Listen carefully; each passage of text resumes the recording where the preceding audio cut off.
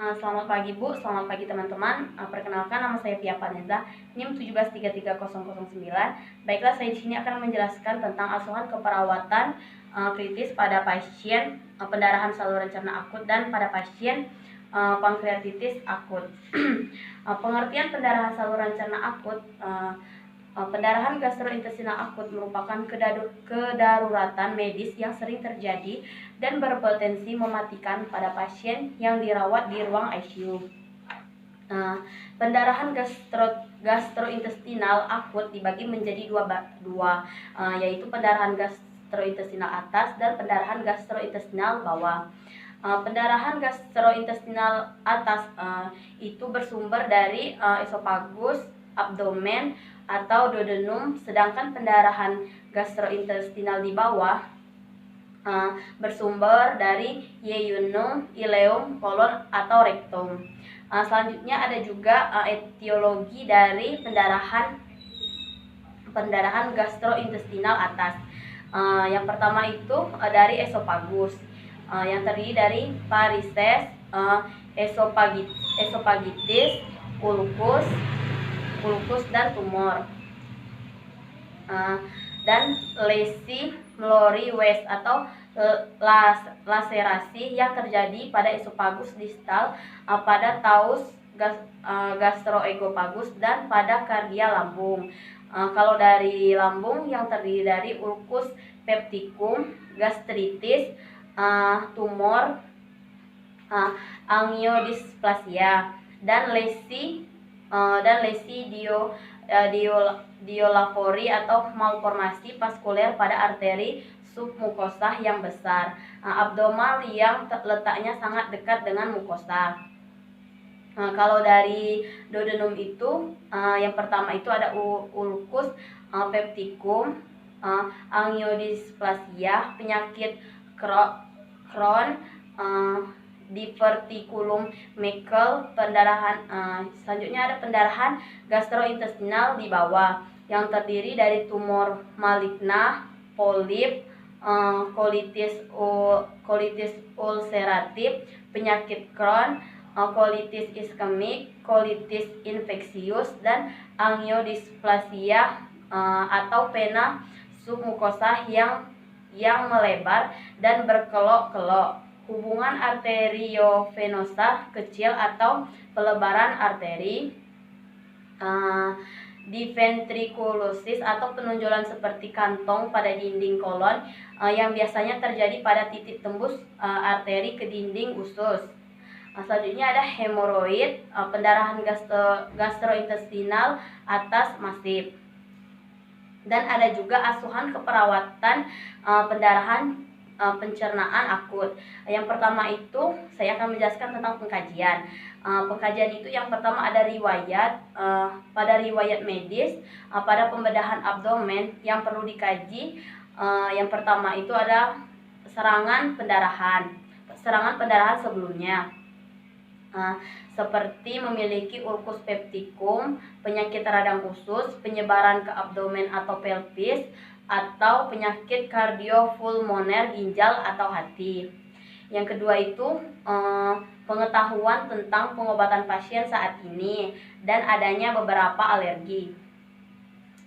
Yang ketiga itu ada riwayat gejala yang berhubungan dengan tenesmus, penurunan berat badan, perubahan kebiasaan defekasi, dan warna serta konsistensinya feses harus dikaji.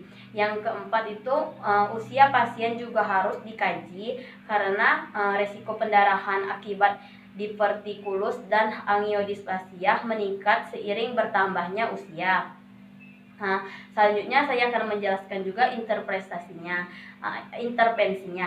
Yang pertama itu mempertahankan kepatenan jalan napas, tinggikan kepala tempat tidur. Yang kedua itu berikan juga terapi oksigen untuk menangani hipoksia yang dapat menyebabkan penurunan kadar hemoglobin. Yang ketiga, pantau oksimetri nadi. Yang keempat itu ada pemberian pengobatan antisekret untuk menurunkan sekresi asam lambung. Selanjutnya pertahankan keakuratan asupan dan haluaran setiap 1-2 jam. Selanjutnya, lakukan perawatan mulut sesuai kebutuhan.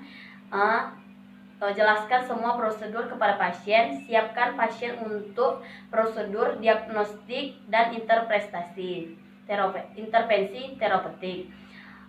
Dan anjurkan untuk berhenti merokok dan meminum alkohol. Nah, selanjutnya saya juga menjelaskan tentang konsep pankreatitis akut. Pankreatitis adalah suatu radang pankreas yang menyebabkan perubahan seluler yang bersifat merusak. Pankreatitis akut melibatkan autodigestion pankreas oleh pengembangan dan enzim pankreas fibrosis. Kendali glukosa darah mungkin dipengaruhi oleh perubahan pada pankreas. Dan ada banyak juga faktor yang dapat menyebabkan pankreatitis akut. Tetapi yang paling sering ditemukan adalah alkoholisme, gangguan traktus biliar, kolelitiasis dan kolesititis dan kolesistitis. Selanjutnya ada juga tanda dan gejalanya dari pankreatitis akut. Yang pertama, rasa sakit epigastrik karena inflamasi dan peregangan pembuluh pankreas. Yang kedua, sakit abdominal berbaring dapat menyebar ke punggung atau bahu kiri. Yang ketiga, pasien dalam posisi lutut di dada untuk kenyamanan, mengurangi tekanan pada abdomen. Yang keempat, mual dan muntah. Dan yang kelima itu ada perubahan warna abu kebiruan pada area panggul atau tanda Turner.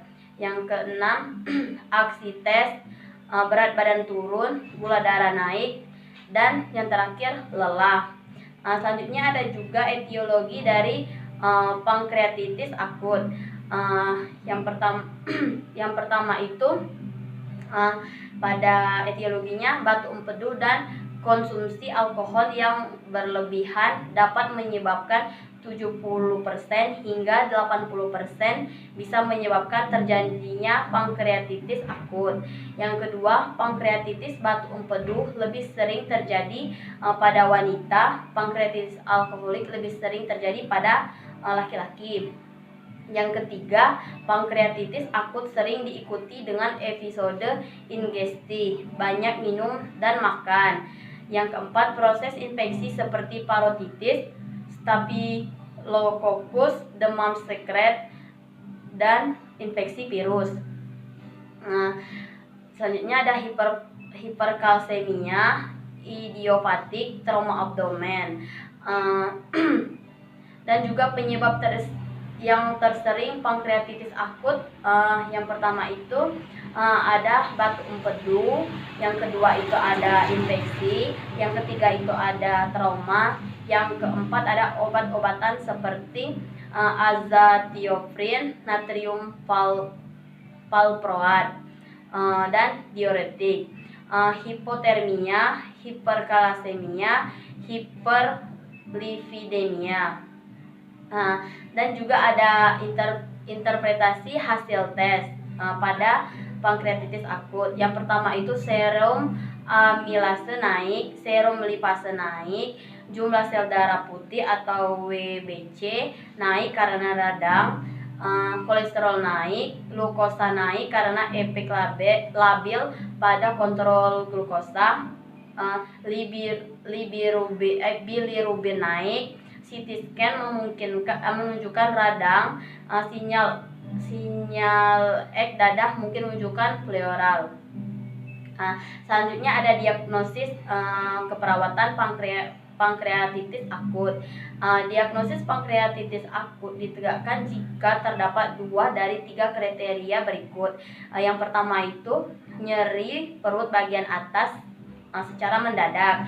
Yang kedua itu peningkatan amilase atau lipase lebih dari 3 kali batas atas nilai normal.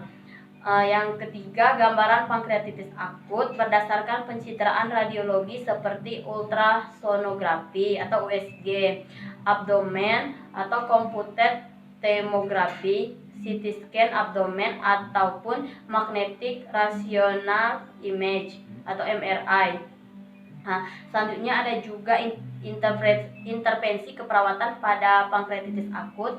Yang pertama, nilai tanda-tanda vital untuk naiknya temperatur, denyut nadi, dan perubahan tekanan darah. Yang kedua, nilai level rasa sakit, monitor asupan dan pengeluaran, nilai abdomen untuk suara usus, kelembekan, massa, asites, monitor glukosa darah dengan stik jari, nilai suara paru-paru pada keseimbangan bilateral, perawat oral yang sering pada pasien NPO, ajarkan pasien tentang merawat diri seperti contoh hindari alkohol dan kafein, makan makanan yang lunak, rendah lemak, tinggi kalori, makan sedikit tapi sering, manajemen medikal jadwal efek samping, merencanakan periode istirahat sampai benar-benar pulih. Baiklah penjelasan dari saya ucapkan terima kasih.